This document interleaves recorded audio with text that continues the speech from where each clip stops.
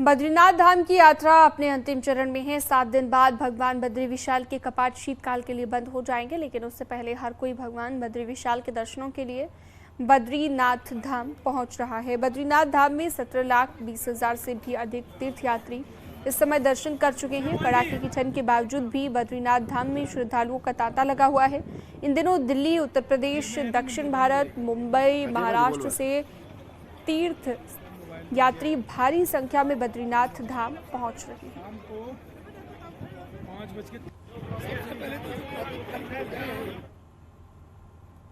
450 सालों बाद मल्ला और रानी मल्ला महल अब वीरान नजर आ रहा है। 1570 से चंद राजाओं द्वारा निर्मित महल में पहले राजा, गोरखा, अंग्रेज और आजाद भारत में प्रशासनिक व्यवस्था चलती थी।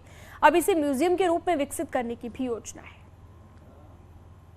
15वीं शताब्दी में राजा रुद्रचंद ने मल्ला और रानी महल का निर्माण किया था। साल 1770 में गोरखाओं ने आक्रमण कर महल पर कब्जा कर सत्ता चलाई और 1815 में अंग्रेजों ने मल्ला महल में अपनी कमिश्नरी बनाई। वहीं देश के आजाद होने के बाद महल में कलेक्ट्रेट चलने लगा था। अब सभी कार्यालयों को नए कलेक्ट्रेट में शिफ्ट कर दिया गया है और महल को म्यूजियम के रूप में विकसित किया जा रहा है, जिसका पहले चरण का काम पूरा हो गया है और दूसरे चरण की कार्य योजना बनाई जा रही है।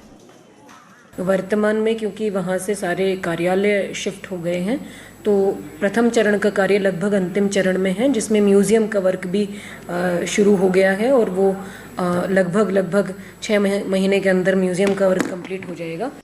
वहीं मल्ला और रानी महल के एक हिस्से में म्यूजियम और संग्रहालय बनाया गया, तो दूसरा हिस्सा अभी भी वीरान है, जिसको लेकर अल्मोड़ा के लोग परेशान हैं और इस हिस्से को जल्द से जल्द विकसित करने की मांग कर रहे हैं।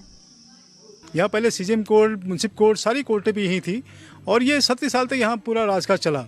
लेकिन आज ये जगह बड़ी वीरान हो गई है और इतनी ऐतिहासिक जगह जहाँ एक धरोहर के रूप में इसको जाना पहचाना जाता था, आज अगर इसका यूज पर्यटन के रूप में या अच्छे रूप में नहीं किया जाएगा तो ये जगह का कोई महत्व नहीं रह जाएगा। कभी चंद राजाओं के गौरवशाली इतिहास, तो कभी गोरखाओं की लूटपाट और कभी अंग्रेजों की गुलामी का गवाह रहा मल्ला महल अब म्यूजियम बनेगा, जिसमें जनपद के आंदोलनकारियों के इतिहास के साथ ही आर्ट गैलरी तैयार होगी। शासन को चाहिए कि जल्द से जल्द मल्ला और रानी महल को विकसित करके पर्यटकों के लिए खोलना चाहिए, जिससे यहाँ आने वाले पर्यटक अल्मोड़ा के इतिहास को जान सकें। न्यूज़ 18 के लिए अल्मोड़ा से किशन जोशी की रिपोर्ट।